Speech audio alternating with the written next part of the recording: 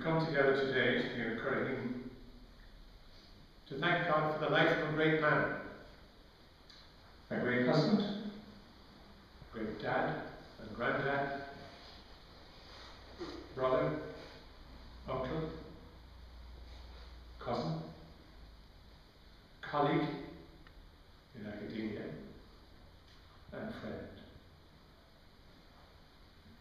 Paddy played all those roles and many more. A raconteur, a scholar, a wit, who lit up a room when he entered it with his conversation. An academic with a long career here at UCC, but an academic with a difference. Paddy never lost sight of his roots and kept in touch with his relatives, farmers and teachers in faraway County Leitrim.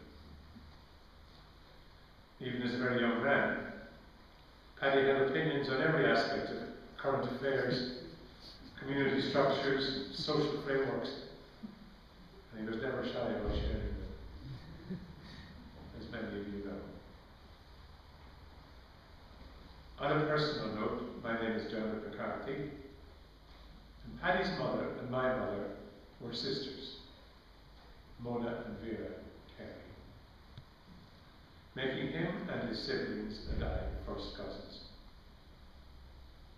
You know, sometimes you don't know your first cousins very well, but we knew the O'Carrolls very well as youngsters, because we always rejoiced when they came to visit us in Ballinamore, County Leitrim, because we knew the crack would be good while they were around.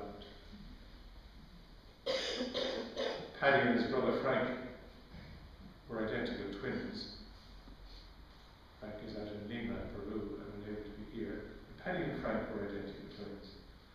And in their late teens and early 20s, they would come to the end of the Ballinamore Carnival with a different show band every night. My brother Michael and I have clear memories of the confusion that Paddy and Frank would create among the Ballinamore girls, who didn't realise there were two of them. They created havoc. Boy, did they enjoy it. It's at a time like this that we give thanks for the grace of ritual.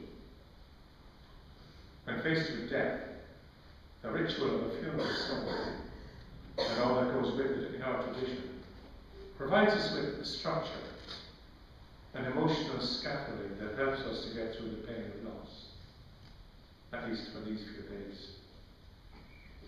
It provides us with an opportunity to stand with the bereaved family in support and in love.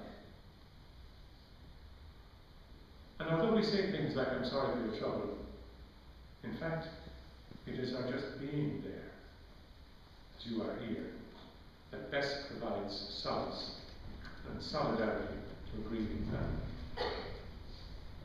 And today, Maura, Anne, Neil, Kieran, and Adam, and George, who is Paddy's brother, all the rest of us are here with you in a heartfelt prayer of presence, where a hug or a firm handshake replaces spoken cliches. Words are so inadequate sometimes, aren't they? That being said, I know that the O'Carroll family have been overwhelmed and much comforted by the tsunami of support they have received the last few days.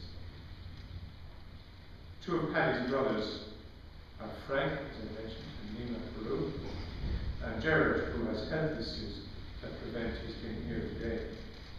But they will see a video of this ceremony. And so, to you, Paddy and Frank, who are joining us and will be joining us virtually today, may you be comforted also by the support and the prayers of everybody here. I don't know where the camera is, otherwise I'd say it directly to camera. Right, Paddy and Frank.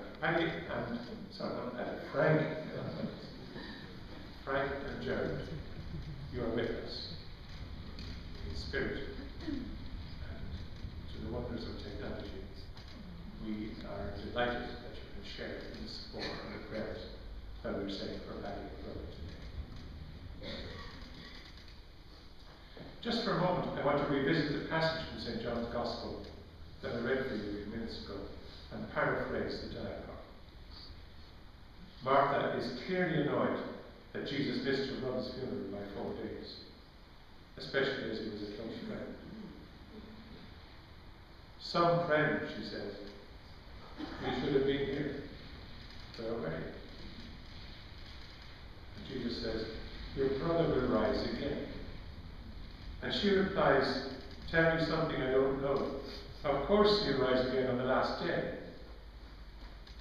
And with that impatient remark, she sets up one of the most comforting and consoling statements of Jesus in the whole Gospel. I am the resurrection and the life. If anyone believes in me, even though he or she dies, he or she will live. And whoever lives and believes in me will never die. Never die. And he says, do you believe this? Well, do you? Think about it.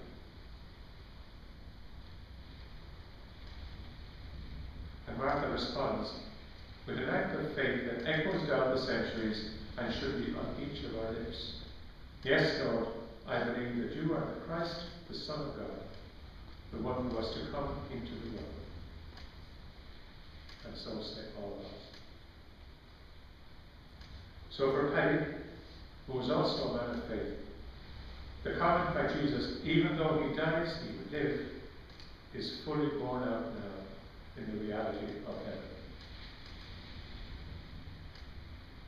A German mystic, Matilda of Magdeburg, once wrote, I still have a great fear as to the way my soul will pass from my body. And the Lord said to me, it shall be thus. I will draw my breath, and your soul shall come to me as a needle to a magnet. I will draw my breath, and your soul shall come to me as a needle to a magnet.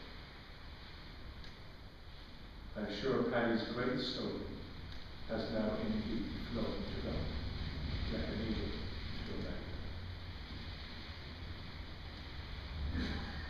His love for his garden and the shrubs and the flowers therein brings to my mind a little poem by the Irish island writer Paddy O'Carroll called The Dawn Cradle.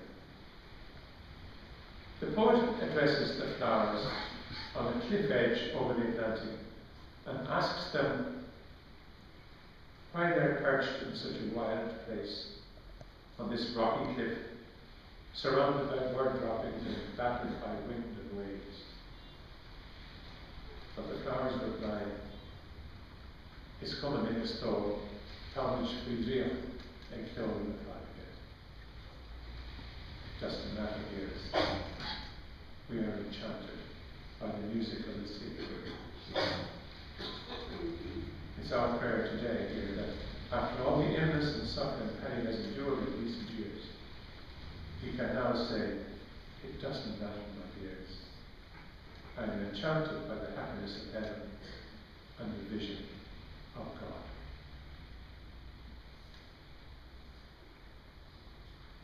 The Gugudin said she